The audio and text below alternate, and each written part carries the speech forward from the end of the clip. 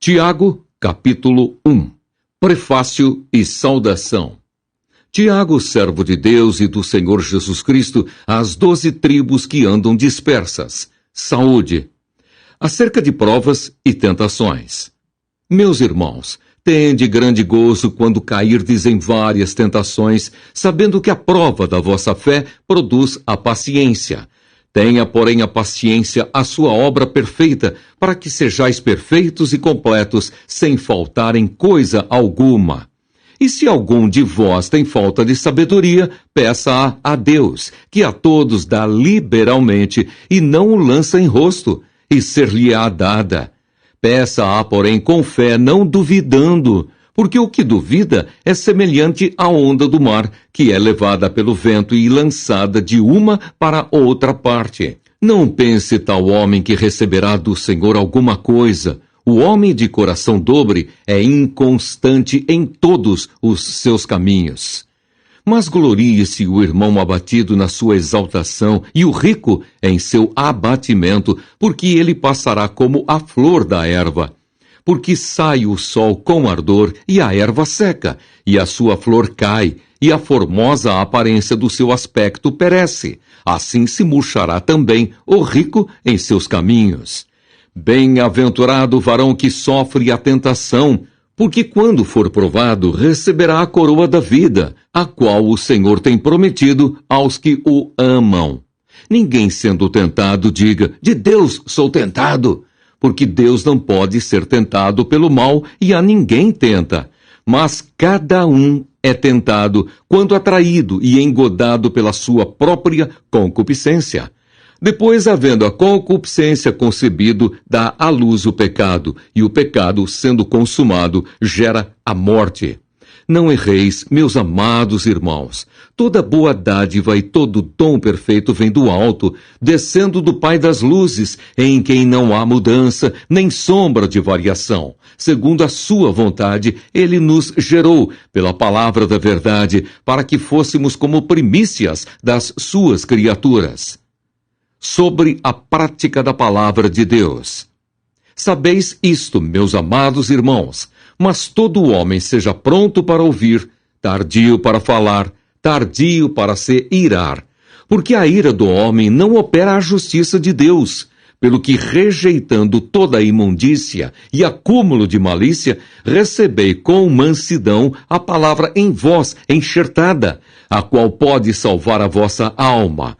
E sede cumpridores da palavra e não somente ouvintes, enganando-vos com falsos discursos.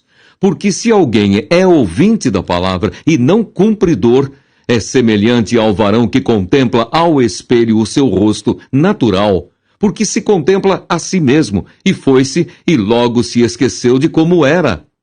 Aquele, porém, que atenta bem para a lei perfeita da liberdade, e nisso persevera, não sendo ouvinte esquecido, mas fazedor da obra, esse tal será bem-aventurado no seu feito. Se alguém entre vós cuida ser religioso e não refreia a sua língua, antes engana o seu coração, a religião desse é vã. A religião pura e imaculada para com Deus, o Pai, é esta: visitar os órfãos e as viúvas nas suas tribulações e guardar-se da corrupção do mundo. Tiago, capítulo 2. Condena-se o fazer acepção de pessoas. Meus irmãos, não tenhais a fé de nosso Senhor Jesus Cristo, Senhor da glória, em acepção de pessoas. Porque se no vosso ajuntamento entrar algum homem com anel de ouro no dedo, com vestes preciosas, e entrar também algum pobre com sórdida vestimenta, e atentardes para o que traz a veste preciosa, e lhe disserdes, assenta-te tu aqui, num lugar de honra, e disserdes ao pobre, tu, fica aí em pé, ou assenta-te abaixo do meu estrado. Porventura não fizestes distinção dentro de vós mesmos, e não vos fizestes juízes de maus pensamentos? Ouvi, meus amados irmãos, porventura não escolheu Deus aos pobres deste mundo para serem ricos na fé e herdeiros do reino que prometeu aos que o amam? Mas vós desonrastes o pobre. Porventura não vos oprimem os ricos e não vos arrastam aos tribunais? Porventura não blasfemam eles o bom nome que sobre vós foi invocado? Todavia, se cumprirdes conforme a Escritura, a lei real, amarás a teu próximo como a ti mesmo, bem fazeis. Mas, se fazeis acepção de pessoas, cometeis pecado e sois redarguidos pela lei como transgressores. Porque qualquer que guardar toda a lei e tropeçar em um só ponto, tornou-se culpado de todos.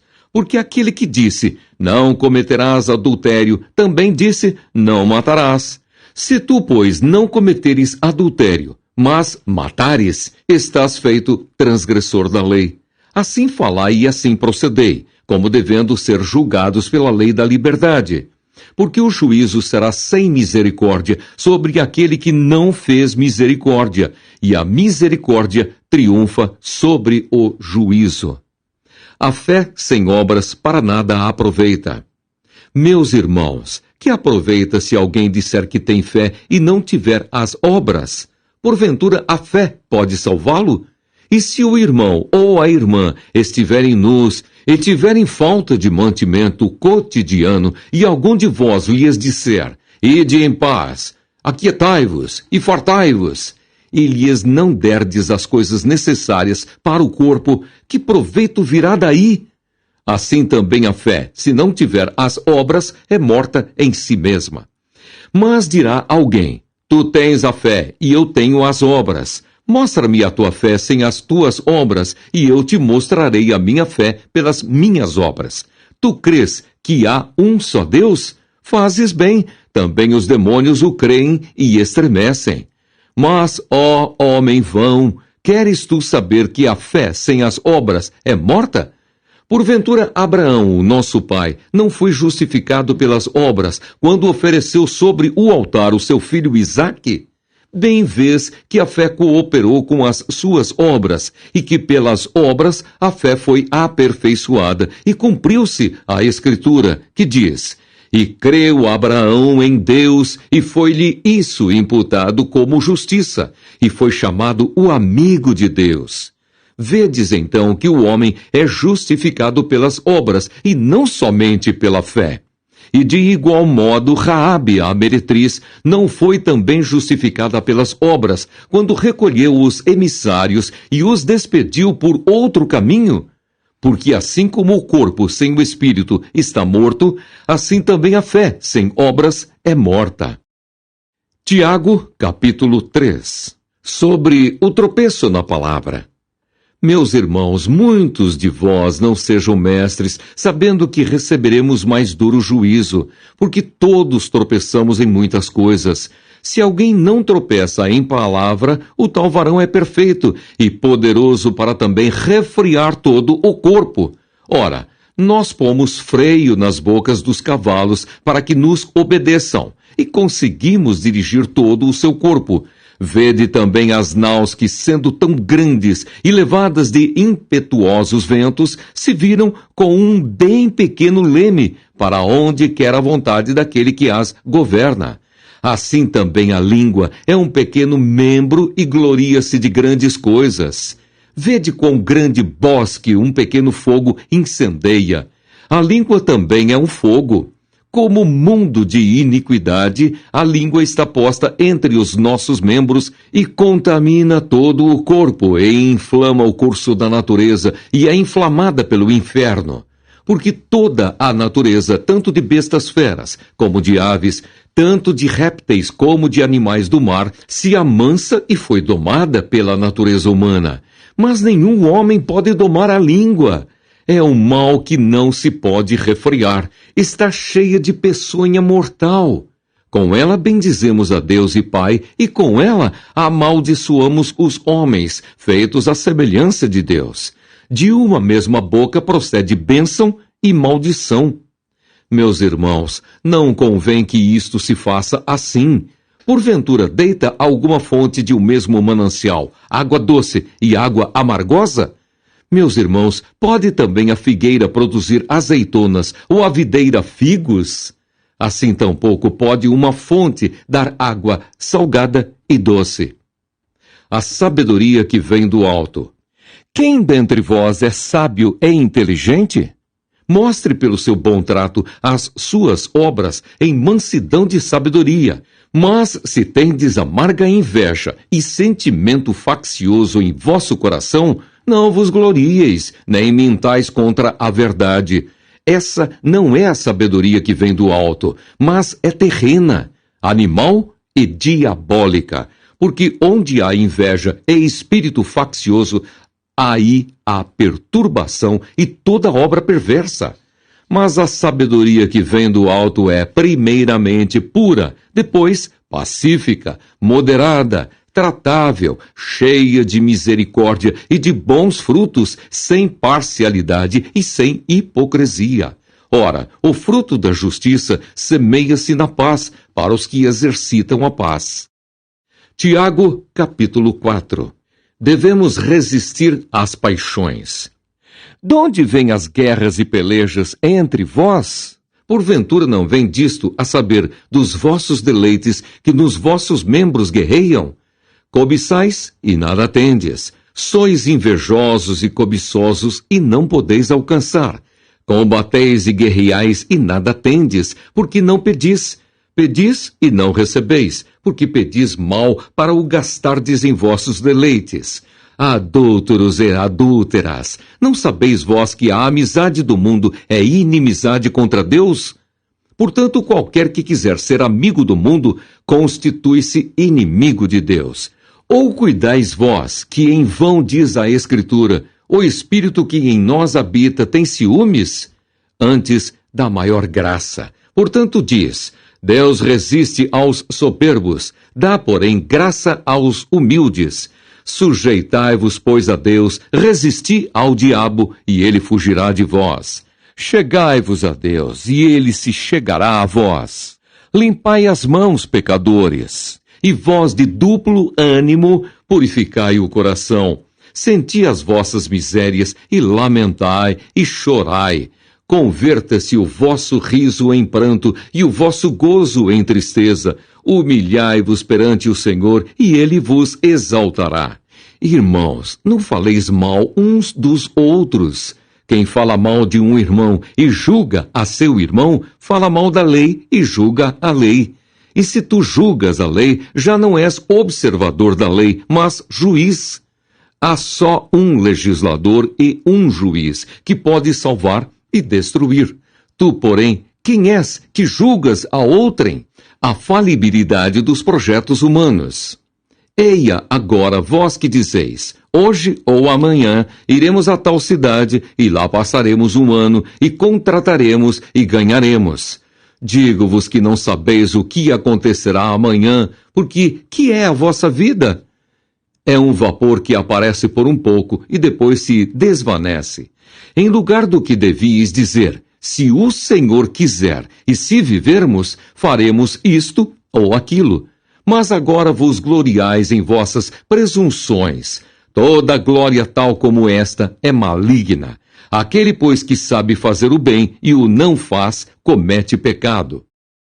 Tiago, capítulo 5. Condenação dos ricos opressores. Eia, pois, agora vós, ricos, chorai e pranteai por vossas misérias, que sobre vós hão de vir.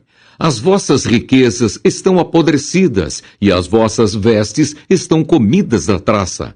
O vosso ouro e a vossa prata se enferrujaram, e a sua ferrugem dará testemunho contra vós, e comerá como fogo a vossa carne.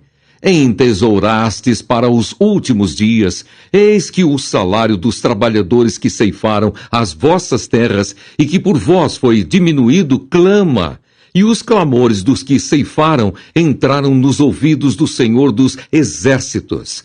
Deliciosamente vivestes sobre a terra, e vos deleitastes, e cevastes o vosso coração como num dia de matança. Condenastes e matastes o justo, ele não vos resistiu. Exortação à paciência, acerca do juramento, da oração e da conversão de pecadores. Sede, pois, irmãos pacientes até a vinda do Senhor. Eis que o lavrador espera o precioso fruto da terra, aguardando-o com paciência, até que receba a chuva temporã e serôdia. Sede vós também pacientes, fortalecei o vosso coração, porque já a vinda do Senhor está próxima. Irmãos, não vos queixeis uns contra os outros, para que não sejais condenados. Eis que o juiz está à porta. Meus irmãos, tomai por exemplo de aflição e paciência os profetas que falaram em nome do Senhor.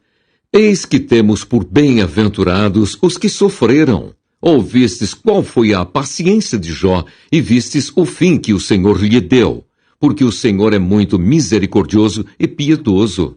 Mas, sobretudo, meus irmãos, não jureis nem pelo céu, nem pela terra, nem façais qualquer outro juramento, mas que a vossa palavra seja sim, sim, e não, não, para que não caiais em condenação. Está alguém entre vós aflito? Ore. Está alguém contente? Cante louvores. Está alguém entre vós doente? Chame os presbíteros da igreja e orem sobre ele, ungindo-o com azeite em nome do Senhor. E a oração da fé salvará o doente, e o Senhor o levantará. E se houver cometido pecados, ser-lhe-ão perdoados. Confessai as vossas culpas uns aos outros e orai uns pelos outros, para que sareis. A oração feita por um justo pode muito em seus efeitos. Elias era homem sujeito às mesmas paixões que nós, e orando, pediu que não chovesse, e por 3 anos e 6 meses não choveu sobre a terra. E orou outra vez, e o céu deu chuva, e a terra produziu o seu fruto. Irmãos, se algum de entre vós se tem desviado da verdade e alguém o converter, saiba que aquele que fizer converter do erro do seu caminho um pecador, salvará da morte uma alma e cobrirá uma multidão de pecados.